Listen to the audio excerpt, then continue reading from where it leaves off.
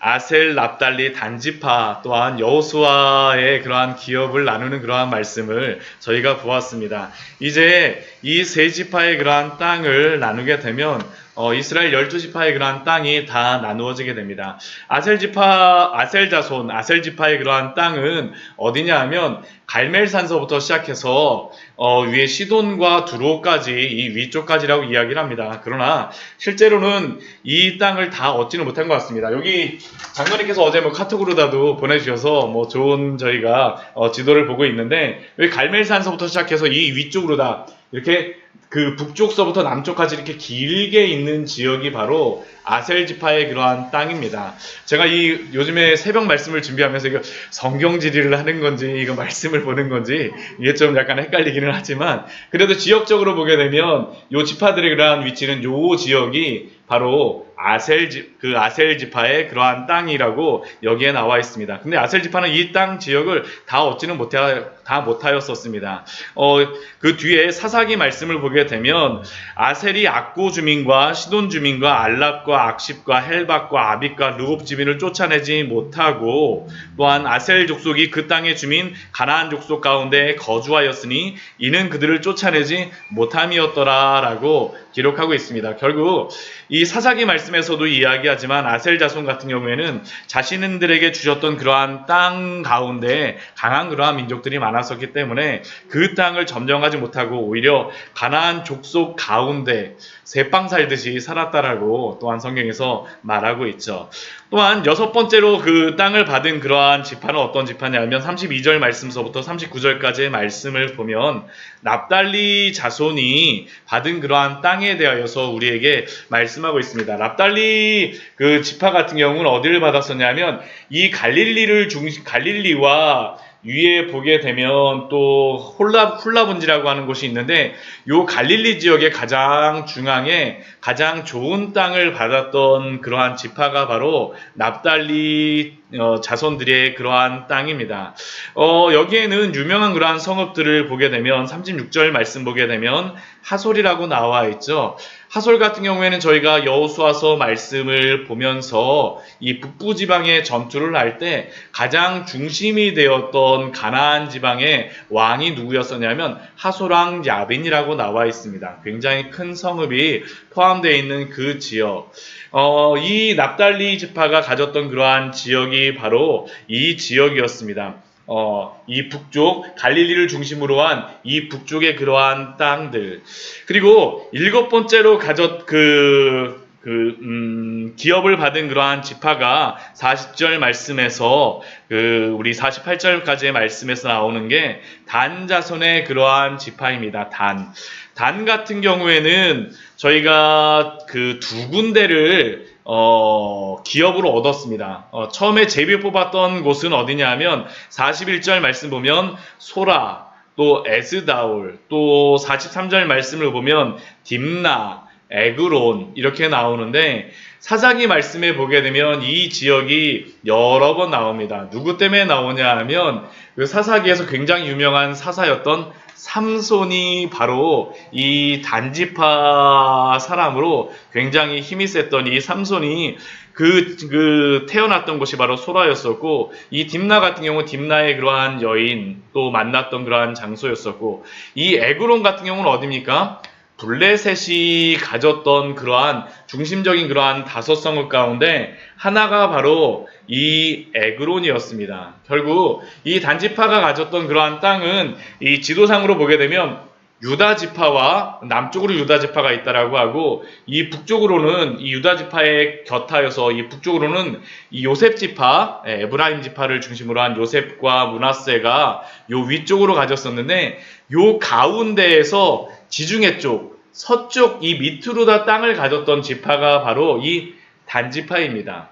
이 단지파는 앞에서 우리가 베냐민 지파도 한번 보았었는데 베냐민 지파 같은 경우는 좀 더 동쪽으로 요단 그 동편 쪽으로 있는 그러한 땅에서 길게 이 동부터 서까지 위쪽에 가졌던 그러한 지파가 베냐민이고 이 밑으로 다 가졌던 지파가 바로 단지파입니다.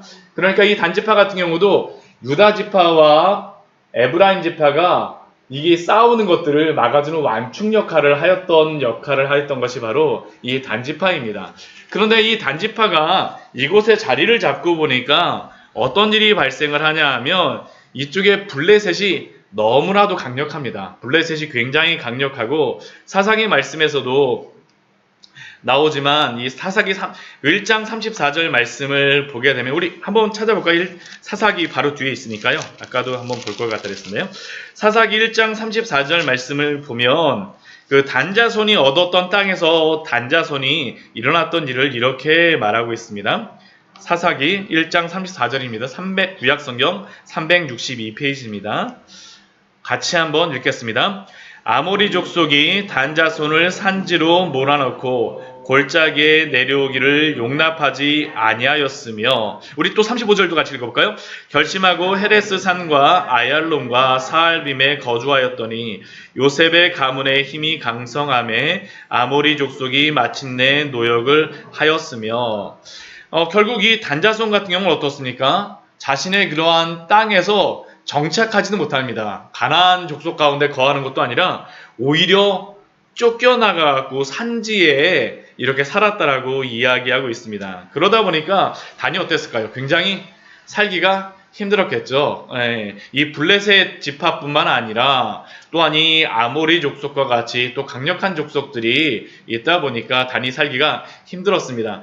그래서 단이 우리 사사기 17장과 18장 말씀을 보게 되면 그 땅을 정복하러 가는 그러한 내용이 나옵니다. 그게 어디냐 하면 오늘 그 47절 말씀을 보면 나와 있습니다. 단 자손의 경계는 더욱 확장되었으니 라고 나와 있죠. 그래서 어디로 가냐 하면 단자손이 올라가서 레셈과 싸워 그것을 점령하여 그것을 차지하였다라고 이야기합니다. 이 단이 어디냐 하면 이 가장 위쪽입니다. 헐몬산 바로 밑에 쪽에 있는 그러한 곳이 바로 단입니다. 단.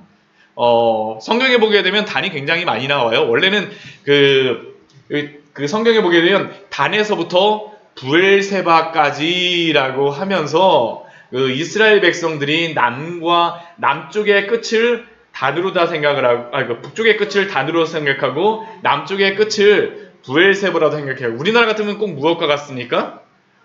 네, 백두서부터 한라까지 뭐 그러한 의미가 바로 단에서부터 부엘세바까지입니다. 이 레셈이라고 하는 이름을 그래서 47절 말씀을 보면 단의 이름을 따라서 레셈을 단이라 하였더라라고 기록하고 있죠. 그러니까 단이 지금 그 19장 말씀에서는 우리 여호수아서 19장 말씀에서는 이 두 군데의 땅을 받은 것처럼 정복한 것처럼 하지만 굉장히 어려운 가운데에서 어떻게 한 겁니까? 정복하러 간 것입니다. 어려운 가운데에서 또한 하나님의 그러한 은혜를 따라서 또한 땅을 정복하게 된 것이 바로 단 자손의 그러한 지파였습니다.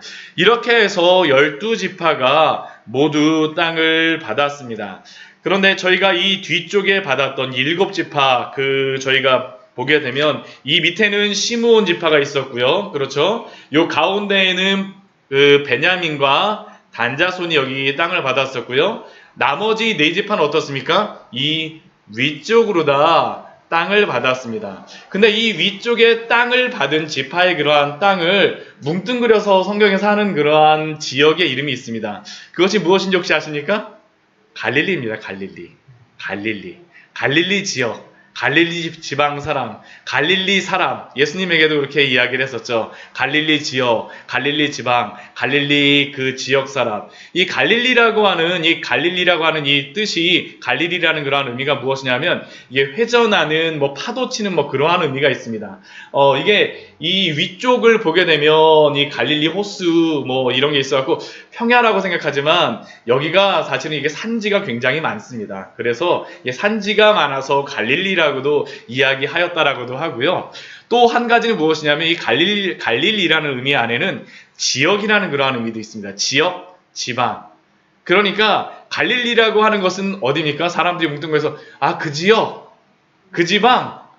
그러면 그냥 갈릴리인 것이죠. 사람들이 좀 낮춰서 불렀던 이름이 바로 갈릴리였습니다. 갈릴리 사람 하게 되면 그러니까 어떤 사람일까요? 저 시골 동네 별 볼 일 없는 사람이 바로 이 갈릴리 지방의 사람이었었죠. 이 위쪽 지방은 지도를 보아도 알 수 있지만 어떻습니까? 파란색이죠. 비가 많이 내리는 지역입니다. 흡사 우리나라 정도 같이 비가 내려요. 거의 뭐 1000mm 가까이 내린다라고 합니다. 그러니까 굉장히 풍요롭고 좋은 땅이고 농사 짓기에도 괜찮은 땅입니다. 그런데 이 지역은 어떤 땅이었을까요? 또한 그 좋은 땅이었음에도 불구하고 살기에 어려운 땅이었었죠. 왜냐하면 이 빨간 줄이 어떻게 됩니까? 요 해변로가 이 갈릴리 지역을 통과하게 됩니다. 결국 그러다 보니까 좋은 땅이었음에도 불구하고 이방 왕들에게 짓밟히는 땅. 또 옛날 같은 경우에는 전쟁을 하기 위해서 무엇이 필요합니까? 물자가 필요하죠. 먹을 것이 필요합니다. 근데 왕들이 이렇게 뭐 저기 몇천 킬로 하는 데서 오다 보면 그 곡식을 다 싸갖고 다녔을까요? 아닙니다. 여기가 어떤 지역이었을까요? 곡식 창고입니다. 곡식 창고. 지나가면서 농사가 잘 돼 있으면 다 뺏어가는 지역. 그렇기 때문에 이곳이 좋은 땅이었음에도 불구하고 좋지 않은 땅이었었죠. 그런데 이 갈릴리 지역을 중심으로 우리가 잘 알고 있는 한 분이 계시죠. 그분이 누구입니까? 바로 예수님입니다. 예수님. 예수님이 바로 이 갈릴리 지역을 중심으로 오셨던 분이고 또한 이 갈릴리 지역을 중심으로 사역하셨습니다. 우리가 많이 보았던 계속 우리 주일날 마태복음 말씀을 보고 있는데 마태복음 4장 13절 말씀에 보면 예수님이 사역하셨던 이 갈릴리 지역에 가실 때 이렇게 말씀하고 있습니다. 이 갈릴리 지역에 대하여서 우리 마태복음 4장 우리 13절부터 우리 16절까지의 말씀을 같이 한번 보도록 하겠습니다. 마태복음 4장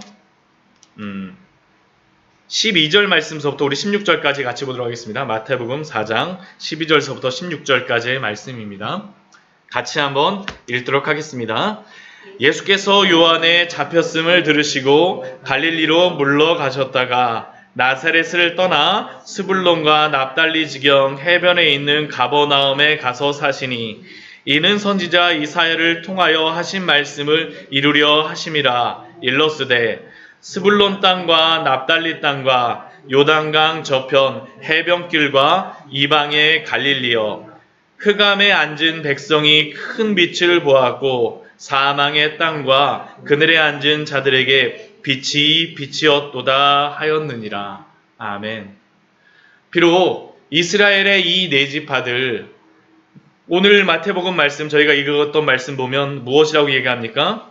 흑암에 앉아있고 또한 사망의 땅이고 그늘에 앉은 자들이라고 이야기합니다. 땅이 좋았을진 모르지만 여러 사람들에게 짓밟힘으로 말미암아 흑암과 같았던 곳, 사망과 같았던 곳, 그늘과 같았던 곳. 그런데 그곳에 누가 가셨습니까? 예수님이 가셨습니다. 그러자 그곳은 어떤 곳이 되었습니까? 광명천지가 되어지죠. 큰 빛이 비침으로 말미암아 흑암의 땅이 광명의 땅으로 바뀌었고 큰 빛이 그곳에 감으로 말미암아 사망의 땅이 축복의 땅, 생명의 땅으로 바뀌었고 큰 빛이 그곳에 감으로 말미암아 그늘에 앉은 자들이 빛으로 말미암아 소망을 갖고 일어나게 되었던 것이 바로 이 갈릴리 지역에 일어났던 것입니다. 예수 그리스도가 바로 이 나머지 지파들에게 소망이 되어주셨음을 우리에게 알려주시죠. 바로 이것이 바로 예수 그리스도를 통하여서 이 민족 가운데 주신 그러한 소망이 아니겠습니까? 빛이신 또한 샘물이신 예수 그리스도가 생수가 그곳에 흐름으로 말미암아 흑암에 빛이 비치고 사망이 생명이 되는 그러한 일들, 우리 교회에 바로 이러한 일들이 있었으면 좋겠습니다. 저희가 이전을 하였는데 밑에서 있다가 위로 올라왔습니다. 뭐 밑이 그렇다고 뭐 나쁘다라는 것은 아닙니다. 다 좋습니다. 다 좋습니다. 그러나 하나님께서 우리에게 이 광교 지역, 어떻게 보면 가장 광교의 변두리에 저희가 개척하게 하여 주셨지만 저희 교회를 통하여서 다른 것이 아니라 예수 그리스도의 그 복음이 비침으로 말미암아 흑암과 같았던 자들에게, 또한 사망이라고 생각했던 그러한 영혼들에게, 또한 그늘 속에 살고 있다라고 하는 그러한 사람들에게 예수 그리스도의 그러한 복음의 빛이 비춰지는 귀한 은혜가 있기를, 또한 우리 교회를 사용하여 주시기를 우리 같이 기도하였으면 좋겠습니다. 또한 우리의 기도 제목이겠죠. 또한 마지막으로는 우리 49절 말씀에서 51절까지의 말씀을 보게 되면, 마지막으로 이번에는 지파가 기업을 받는 것이 아니라 여호수아가 기업을 받는 그러한 말씀이 나와 있습니다. 모든 12지파가 다 기업을 받고 난 다음에 누가 받은 것이에요? 여호수아가 받은 것이죠. 자신이 가장 힘이 있고 지도자였음에도 불구하고, 가장 좋은 땅을 가장 먼저 가질 수 있음에도 불구하고, 여호수아 같은 경우는 다 기다린 다음에 그 땅을 받게 되어졌습니다. 근데 이게 굉장히 아름답습니다. 자신들의 그러한 땅을 다 받았던 이스라엘 백성들이 어떻게 합니까? 자기들 중에서 눈의 아들 여호수아에게 기업을 주었으니, 서로가 서로를 섬기는 모습들이 이 안에 나타나 있지 않습니까? 그렇다 해서 여호수아가 받았던 그러한 땅이 굉장히 좋거나 그러한 아주 다른 사람들이 보기에 부러워할 만한 땅은 아닙니다. 50절 말씀을 보면 여호수아가 요구한 성읍, 여호와의 명령대로 받은 성읍은 어디냐 하면 에브라임 산지 딥나세라라고 합니다. 이 딥나세라 같은 경우는 벌써 다 개발된 그러한 지역이 아니죠. 여호수아가 가서 성읍을 건설해야 되는 지역이 바로 이 딥나세라입니다. 여호수아 같은 경우는 자신이 말로만 다른 사람들에게 개척하라, 스스로 개척하라라고 이야기하는 것이 아니라 자신이 직접 그 성읍을 개척하고 또한 거주하였음을 또한 보여주는 것이죠. 이게 바로 또한 우리에게 주시는 그러한 사명이 아니겠습니까? 우리가 입으로만 다른 사람들에게 예수님 믿으세요, 예수님 믿고 거룩하게 사세요가 아니라, 우리가 예수 그리스도를 믿고 그 은혜 안에서 살아감으로 말미암아 또한 하나님의 그러한 구원의 아름다운 일들을 전하는 우리 교회요 또한 성도들이 되어졌으면 좋겠습니다. 이렇게 함으로 말미암아 모든 이스라엘 지파의 땅을 받는 일들이 마무리가 되어집니다. 이 땅을 받는 이러한 일은 정복보다도 훨씬 더 중요합니다. 왜 그렇겠습니까? 아브라함에게 주셨던 그 언약이 어떻게 됩니까? 실제로 이루어지기 때문입니다. 하나님께서도 그냥 약속만 하신 것이 아니라 실제로 이루신 것이 바로 이 여호수아서 말씀 가운데 드러나 있는 것이죠. 이것은 또한 우리에게 구원하신 하나님의 그 구원의 은혜가 또한 우리에게 마지막 주실 그 천국에 대한 또한 약속을 우리에게 주심을 또한 알려주시는 그러한 말씀이라고 할 수 있습니다. 여호수아 아브라함에게 주셨던 그 약속하셨던 그 땅을 400년이나 지나서 여호수아 때에 주셨던 것처럼, 우리에게 지금 저 하늘나라에 대한 소망을 주셨던 그 하나님께, 예수 그리스도를 통하여서 주셨던 그 하나님께서는 영원한 천국을 또한 우리의 마지막 때에 또한 주실 줄 믿습니다. 그 나라를 바라보며 소망으로 살아가시는 우리 귀한 성도님들 되시기를 또한 축원합니다. 같이 기도하도록 하겠습니다.